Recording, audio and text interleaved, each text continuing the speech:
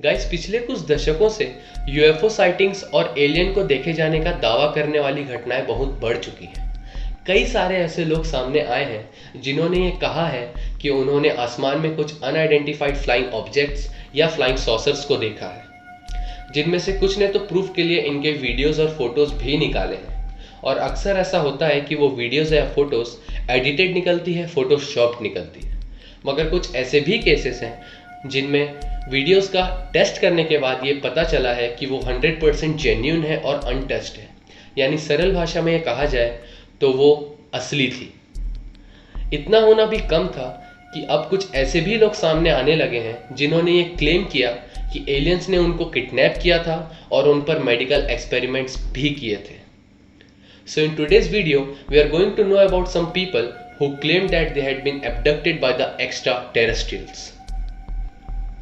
So hello guys, मेरा नाम है तुषार और आपका स्वागत है द कंस्पिरेसीज की एक और इंटरेस्टिंग वीडियो में।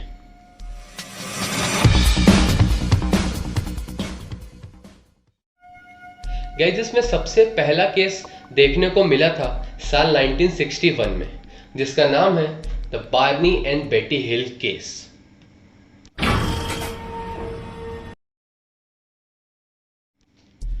गाइज, ये दुनिया का सबसे पहला एलियन एब्डक्शन केस है। यानी कि ये सबसे पहला ऐसा केस है जिसमें कंप्लेनर ने ये दावा किया है कि उसने एलियंस को देखा है और एलियंस ने उसे किडनैप किया था। क्योंकि इससे पहले गाइज सिर्फ यूएफओज या फिर किसी तरह की अजीब रोशनी को देखे जाने की घटनाएं सामने आती थी, बट एब्डक्शन की या किडनैपिंग की नहीं। तो बात है सितंबर 1961 की, जब एक अमेरिकन कपल बार्नी एंड बेटी हिल कनाडा से छुट्टी मना के वापस आ रहे थे। तो वापस आते वक्त न्यू हैम्पशायर के एक रूरल इलाके में उनको आसमान में एक अजीब सी लाइट दिखी जो कि उनके पीछे पीछे आ रही थी। और जब वो क्लोज आ गई तो बार्नी ने अपनी कार रोकी और उस लाइट को एक दूरबीन से देखा। उन्होंने देखा कि रेड एंड ग्रीन कलर की वो लाइट्स तेजी से उनकी तरफ बढ़ रही थी और वो बहुत ब्राइट थी। उसे देखकर बार्नी बहुत डर गए और उन्होंने अपनी कार बहुत तेज गति से भगाई। और वे जब घर पहुंचे तब उन्होंने एक बहुत ही स्ट्रेंज बात नोटिस करी कि उनको उस ट्रिप में नॉर्मल से 2 घंटे ज्यादा लगे थे। कुछ दिनों के बाद बार्नी और बेटी हिल दोनों ने यह दावा किया कि उनको एलियंस ने किडनैप किया था और उन पर एक एक्सपेरिमेंट भी किया गया था। लोगों ने ऑब्वियसली उनकी बातों पर विश्वास नहीं किया, और कोई करेगा भी कैसे बिना किसी प्रूफ के। बट जब एक डॉक्टर ने उनको हिप्नोटाइज किया और उनसे उन इंसिडेंट के बारे में पूछा तो जो बातें उन लोगों ने बताई वो चौंका देने वाली थी। दोनों ने अपने किडनैपिंग के बारे में तो बताया ही, बल्कि उस यूएफओ का शेप और उसके अंदर जो क्रिएचर्स थे उनके बारे में भी बहुत कुछ बताया। बेटी ने एक स्टार सिस्टम का स्केच बनाया था और कहा कि इस स्टार सिस्टम को उसने यूएफओ के अंदर देखा था। और गाइस, संयोग से वो स्टार सिस्टम का स्केच साउदर्न स्काईज के एक स्टार सिस्टम से मैच किया जिसका नाम था जेटा रेटिक्यूली, और इसलिए इस केस को जेटा रेटिक्यूली इंसिडेंट भी कहा जाता है। गाइस, ये घटना सिर्फ अमेरिका के न्यू हैम्पशायर के आसपास रहने वाले लोगों को ही पता थी, बट जब 1966 में एक किताब में इसे शामिल किया गया तो दुनिया के सामने ये घटना आई। उस किताब का नाम था द इंटरप्टेड जर्नी, और ये लोगों में बहुत ही तेजी से पॉपुलर होने लगी। इस पर 1975 में एक टीवी शो भी बनाया गया जिसका नाम था द यूएफओ इंसिडेंट। और तो और गाइस, सितंबर 2016 में इस पर एक फिल्म भी अनाउंस करी गई जिसकी रिलीज डेट के बारे में कोई भी जानकारी नहीं दी गई। गाइज, आपके इस इंसिडेंट पर क्या व्यूज हैं नीचे कमेंट्स में ज़रूर बताइएगा, और अगर आपको इसके बारे में डिटेल में जानना है तो नीचे डिस्क्रिप्शन में मैं इसकी विकिपीडिया लिंक छोड़ दूंगा।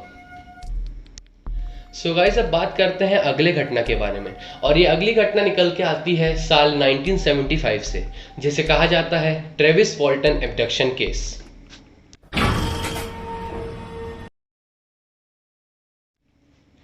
गाइस, ये इंसिडेंट हुआ था एरिजोना नेशनल फॉरेस्ट में 5 नवंबर 1975 को, जब अपनी ड्यूटीज खत्म करके फॉरेस्ट के कुछ कर्मचारी वापस अपने घर जा रहे थे। तभी रास्ते में उन्हें एक फ्लाइंग डिस्क जैसी दिखने वाली बहुत बड़ी सी चीज आसमान में नजर आई, जो कि बहुत ज़्यादा चमक रही थी। अचानक से उस डिस्क ने एक लाइट से उनमें से एक फॉरेस्ट कर्मचारी पर हमला किया, जिसका नाम था ट्रेविस वॉल्टन। अपने ऊपर हुए इस हमले को देखकर बाकी कर्मचारी बहुत डर गए और वहां से भागने लगे। थोड़ी दूर आकर उन्होंने ये रियलाइज़ किया कि वो ट्रेविस को वहीं पीछे छोड़ आए हैं, तो वो लोग उसे वापस लेने गए। मगर जब वे वहां पहुंचे तो उन्होंने देखा कि फ्लाइंग डिस्क गायब हो चुकी है, और तो और ट्रेविस वॉल्टन का भी कोई नामो निशान नज़र नहीं आ रहा था। उन लोगों ने फौरन पास के पुलिस स्टेशन में इस घटना की रिपोर्ट लिखवाई और अपने फ्रेंड ट्रेविस की भी गायब हो जाने वाली बात पुलिस को बताई। पुलिस ने ट्रेविस को हर उस पॉसिबल जगह में ढूंढा जहां वो मिल सकता था, बट वो कहीं नहीं मिला। लेकिन उस इंसिडेंट के 5 दिन बाद ट्रेविस वॉल्टन अचानक वापस आ गया, और जब लोगों ने उससे पूछा कि वो इतने दिनों तक कहाँ था और उस रात ऐसा क्या हुआ था कि वो गायब हो गया था, तब ट्रेविस ने जो अपने अनुभव के बारे में बताया वो सुनकर वहां खड़े सभी लोगों की फट गई, एंड लिटरली फट गई। उसने बताया कि उस अननोन फ्लाइंग डिस्क ने उस पर एक इलेक्ट्रिक करंट से हमला किया था, जिससे वो बेहोश हो गया था, और जब उसकी आंख खुली तब उसने अपने आप को कुछ स्ट्रेंज एलियन लाइक क्रिएचर्स के सामने पाया। वो हिल नहीं पा रहा था और ना ही कुछ बोल पा रहा था, वो सिर्फ देख पा रहा था कि उस पर कुछ प्रयोग हो रहे हैं। उसने बताया कि वो लोग दिखने में बहुत लंबे, बड़े और भयानक लग रहे थे, और वो कुछ भी बात नहीं कर रहे थे। हालांकि पुलिस ने उसके इस क्लेम को झूठ बताकर खारिज कर दिया। तो ये था सेकंड केस गाइस।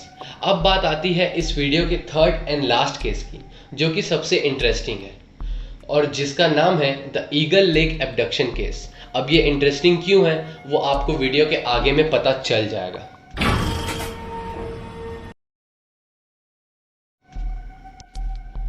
गाइस, ये केस हमें लेके चलता है अलागाश न्यू इंग्लैंड के ईगल लेक की तरफ। बात है अगस्त 1976 की, जब 4 दोस्त ईगल लेक के किनारे कैंपिंग करने आए हुए थे।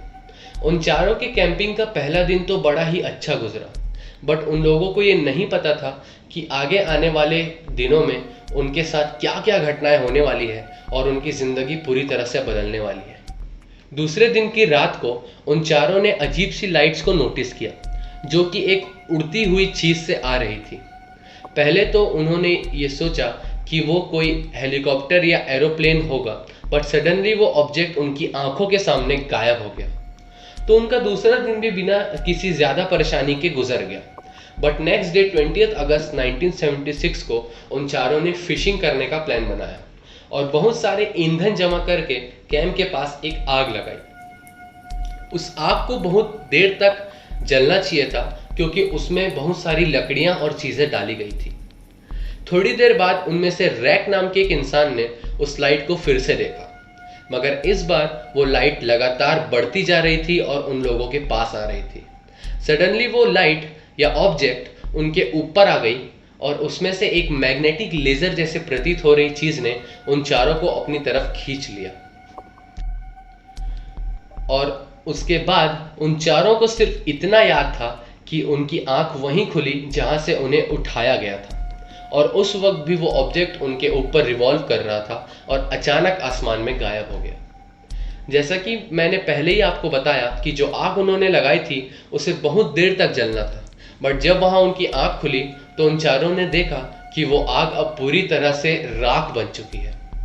इसका सीधा सीधा ये मतलब निकलता है कि वो चारों बहुत देर तक उस यूएफओ के अंदर थे।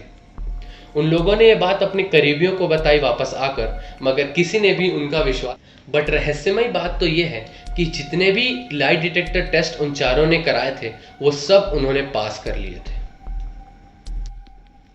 गाइस, सिर्फ ये 3 केसेस ही अकेले नहीं हैं एलियन एब्डक्शन के। ऐसे बहुत सारे केसेस और भी हैं, मगर उनमें से ज़्यादातर झूठ साबित हुए और लोगों ने सिर्फ टीवी शो में आने के लिए या फेमस होने के लिए अपने आप को एलियन द्वारा किडनैप कराए जाने की झूठी बात फैलाई थी। लेकिन जो केसेस मैंने इस वीडियो में कवर करी हैं वो सब अलग हैं, क्योंकि उनमें एटलीस्ट कुछ प्रूफ्स मिले हैं। इन केसेस का एनालिसिस करने वाले एक्सपर्ट्स ने बताया है कि एलियन एब्डक्शन वाले केसेस ज़्यादातर वेस्टर्न कंट्रीज़ में ही रिकॉर्ड किए गए हैं बाकी कंट्रीज़ के मुकाबले। ऐसा क्यों है किसी को नहीं पता, और ये अमेरिका और इंग्लैंड में बहुत तेज़ी से बढ़ने लगे थे। इसलिए अमेरिका ने ऐसे केसेस के इन्वेस्टिगेशन करने के लिए एक स्पेशल डिपार्टमेंट भी बनाया था। So let's end this video right here, and if you guys have any queries regarding this topic, just comment down below. Don't forget to follow me in Instagram, क्योंकि वहाँ पर भी मैं बहुत अमेजिंग कंस्पिरेसीज को कवर करता हूँ। मेरे Instagram की लिंक आपको डिस्क्रिप्शन में मिल जाएगी।